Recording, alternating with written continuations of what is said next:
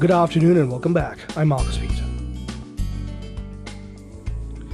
Through the power of the Me Too movement, and though it peaked a long time ago, the left's cancellation machine kicked into high gear, especially in this past week, after a New York Times article claimed that Cesar Chavez abused women and girls in the 1960s and 70s.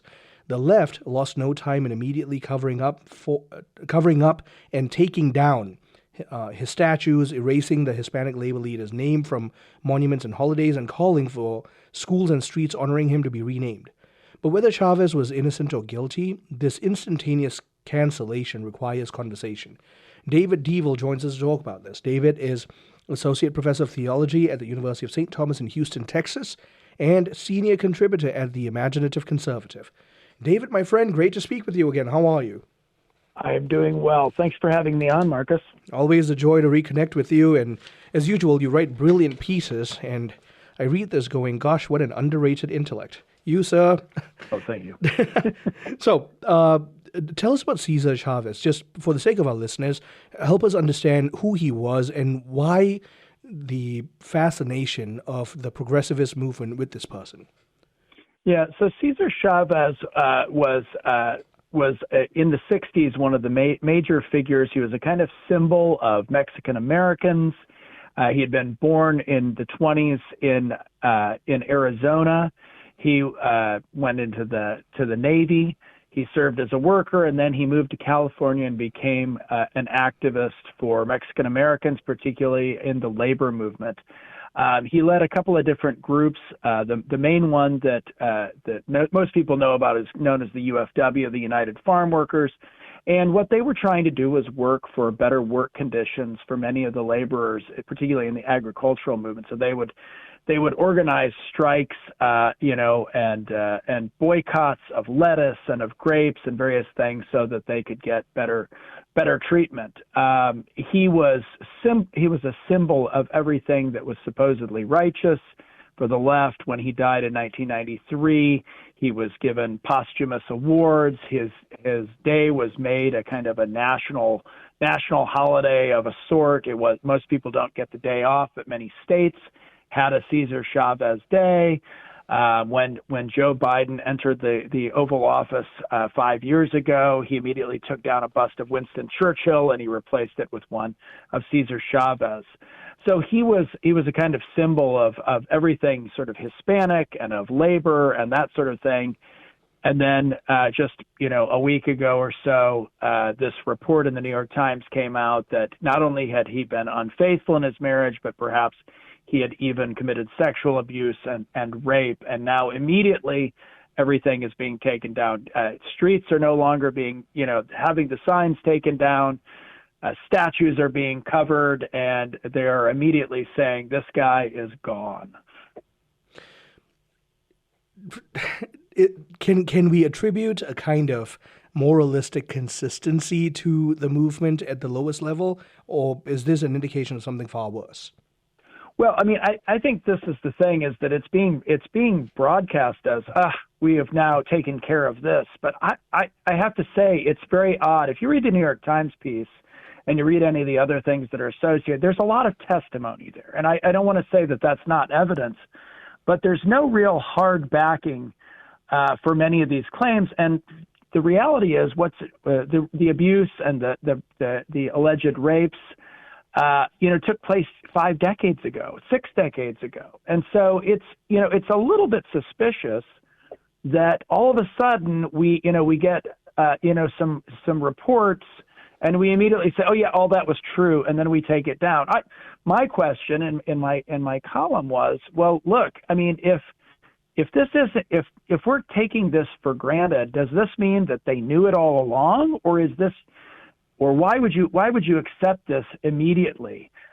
It seems that there's something that really stinks going on that's much deeper here, and I'm not sure which side it is, whether it's purely politics, getting rid of somebody who's no longer useful, or it's a person who was held up because of politics who now can be cast aside, even though they overlooked grave misdeeds against women for decades. It has also been the case that many in the progressivist wing tend to turn on each other when you are immediately detected to not ascribe to their particular flavor of progressivism. Could that be a bit of what's going on as a factor? Yeah, I think it is. I mean, one of the things that's going on right now is, of course, as everybody knows, the debates about the place of migrants and illegal immigrants, particularly.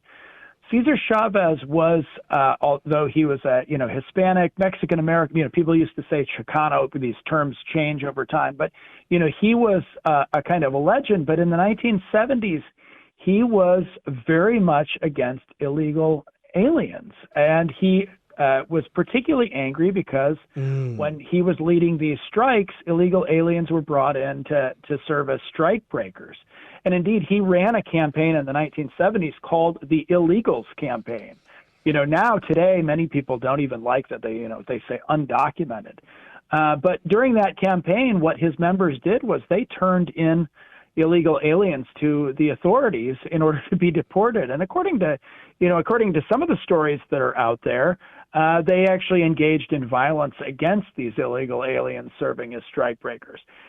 So there's something, this is very much not of what today's progressives are about. And so it seems to me that there's something there that they need to get rid of a guy who maybe he was a hero of the old standards, but according to the progressive what's happening now movement, he's a bad guy. So in other words, it's just that his gospel of progressivism doesn't comport with the newly evolved and ever-changing, unfortunately, gospel of progressivism of today. I think that's correct. And so, the question is, if he's guilty, why did they allow him to go on and not face any sort of justice in his life, or even in the 3 decades since he's died? And if he's innocent, is this just another slandering of somebody and the use of somebody, getting rid of somebody that no longer can serve as a convenient symbol of something? I think again, either way, I'm deeply bothered, and bothered isn't a strong enough word. It's very worrisome. Could there be some of a financial incentive involved in the cover-up of his memory? That's part of it. Is that the Los Angeles Times reported last week that, oh, by the way, California changed some of their rules such that cases of sexual abuse that involved psychological distress, we have eliminated the statute of limitations and brought back a period in which you can now sue people. There are now, people who are claiming that Cesar Chavez abused them, and they are getting ready to sue the United Farm Workers, his organization. And so I worry that, whatever the case is, this is another opportunity to financially pillage an institution that is no longer useful to them and make money out of it. And so the whole thing is really about money and power, either way you look at it. And it doesn't seem to be something that is about truth or justice. It might involve that if he's guilty, but we really don't know. Now, in the face of even that, what we're seeing clearly is there's always going to be this lack of consistency when it comes to applying ethical principles in that movement.